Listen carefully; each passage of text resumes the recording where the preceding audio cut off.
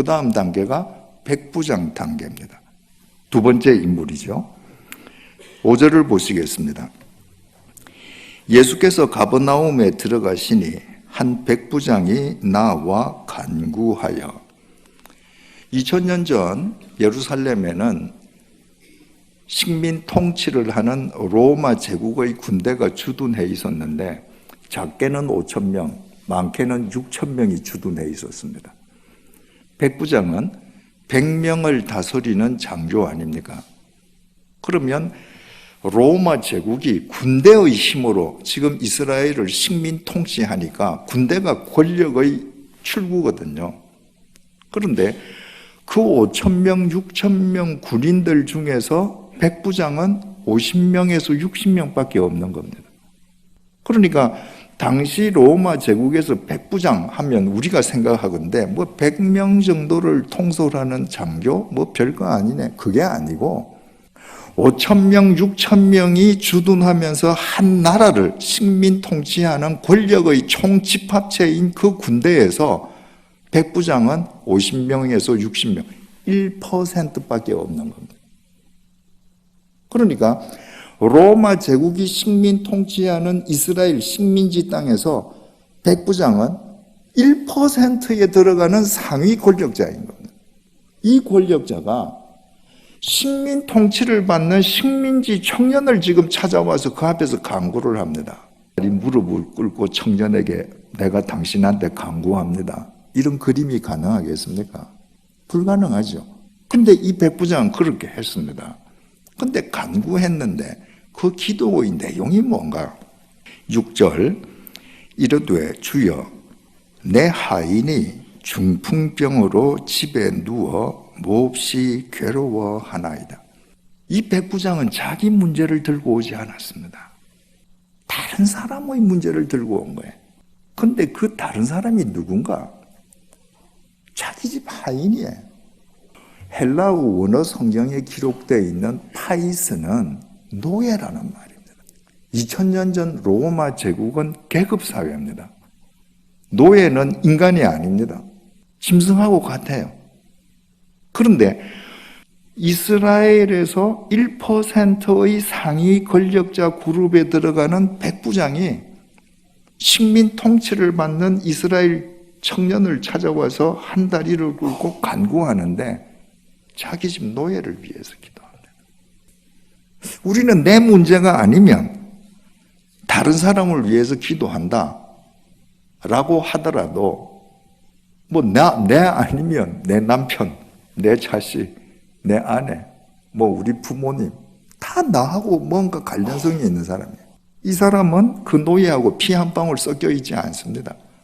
오히려 노예 때문에 식민 통치받는 그 이스라엘의 젊은 청년 앞에 가서 무릎 꿇고 기도했다. 이 놀림감 될 수 있죠.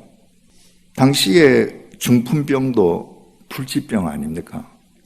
예수를 찾아와서 무릎을 꿇기까지 이 백부장이 그 노예를 낫게 하려고 여러 가지 방법을 썼던 것을 의미하죠. 그런데도 안 되니까 마지막에 예수를 찾아와서 주님, 내 하인이 중풍병으로 지금 괴로워합니다. 7절 이르시되 내가 가서 고쳐주리라. 예수님께서 그 백부장의 중심을 보시고 가자. 내 고쳐주마. 8절에서 9절입니다. 백부장이 대답하여 이르되 주여 내 집에 들어오심을 나는 감당하지 못하겠사오니 다만 말씀으로만 하옵소서. 그러면 내 하인이 낫겠사옵나이다. 나도 남의 수하에 있는 사람이요 내 아래에도 군사가 있으니 이더러 가라 하면 가고 저더러 오라 하면 오고 내 종더러 이것을 하라 하면 하나이다. 주님께서 지금 가자. 내가 고쳐줄게. 그럼 웬만하면 웰컴 이러고 주님 모시고 가야 되잖아요. 이 백부장이 아닙니다. 주님, 저같이 비천한 사람이 주님 같은 분을 저희 집에 모시다니요. 있을 수 없습니다. 제가 백부장밖에 안 되어도 제 수하의 부하에게 너 이거 해 저리 가 하면 제 명령을 따릅니다. 주님, 여기 서셔서 명령만 하십시오. 그러면 제 하인 나을 줄로 믿습니다. 여러분, 이게 무슨 말입니까? 지금 이 백부장은 자기 눈앞에 서 있는 이 식민지 백성, 이 청년 예수가 시간과 공간을 초월한 메시아인 걸 아는 겁니다. 그러니까 당신이 안 오셔도 돼요. 당신이 이 공간에서 명령을 해도 시간과 공간을 초월해서 내 집에 있는 하인이 나을 것을 저는 믿습니다. 위대한 신앙 고백입니다. 흔히 한국 교인들이 말입니다. 통성으로 기도할 때 주여 삼창하고 기도합니다. 왜 합니까? 소리를 내서 주여 주여 주여 3번을 불러야 주님이 오시는 거예요. 무당이 북치고 무슨 방울을 치고 해야 귀신이 오는 거하고 똑같습니다.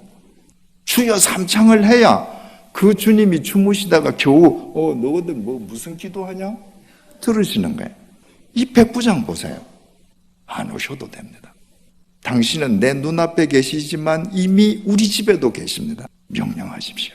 10절, 예수께서 들으시고 놀랍게 여겨 나우마조 감탄하셨습니다. 이 백부장의 믿음에 예수님께서 감탄하신 것입니다. 따르는 자들에게 이르시되 내가 진실로 너희에게 이르노니 이스라엘 중 아무에게서도 이만한 믿음을 보지 못하였노라. 이만한, 이것이 헬라어 원문에 토스라고 기록되어 있습니다. 예수님이 말씀하신 토스는 이처럼 대단한 이 말입니다. 예수님께서 자기를 앞에 놓고 시공을 초월한 메시아임을 알고 고백하는 그 백부장 믿음을 가리켜서 내가 이처럼 대단한 믿음을 본 적이 없다라고 감탄하신 겁니다. 11절에서 12절, 또 너희에게 이르노니 동서로부터 많은 사람이 이르러 아브라함과 이삭과 야곱과 함께 천국에 앉으려니와 그 나라의 본 자손들은 바깥 어두운 데 쫓겨나 거기서 울며 이를 갈게 되리라. 백부장은 이방인입니다. 이방인이 육신을 입고 오신 이 예수님을 보고 시간과 공간을 초월하신 메시아임을 알고 고백합니다. 유대인들은 하나님의 선민임을 자처하면서 메시아를 못 알아봅니다. 우리가 주님을 바르게 알고 바르게 기도하지 않으면 아무리 우리가 열심으로 기도한다고 해도 우리의 종교생활이 주님과 무관할 수밖에 없을 수 있다는 거예요. 13절, 예수께서 백부장에게 이르시되 가라, 네 믿은 대로 될지어다 하시니 그 즉시 하인이 나으니라. 너 믿은 대로 된다. 그 믿은 대로가 뭐예요? 백부장 자기 유익? 아닙니다. 당시 사람들이 인간으로 보지 않는 노예의 유익을 위해 믿은 대로 그 즉시로 나았습니다. 여러분, 한센병자, 나병 환자는 자기 문제를 들고 예수님 앞으로 나왔습니다. 이 백부장은 자기 문제가 전혀 아니에요. 그 노예를 위해서 예수님을 찾아와서 무릎을 꿇고 간구했습니다. 그래서 내 문제를 놓고 하던 나병 환자식의 기도는 반드시 누군가를 위해서 기도하는 백부장의 기도로 올라가야 합니다. 내가 기도로 누군가를 기도하는 거, 그때 그 사람을 내가 정말 사랑하는 겁니다. 기도가 노동이라 그러잖아요. 기도는 쉽지 않거든요. 근데 내가 내 자식, 내 남편, 내 아내, 내 부모, 내 혈연을 떠나서 누군가를 위해서 내가 진땀을 흘리며 기도한다는 건 그 사람을 사랑하지 않고는 안 되는 겁니다.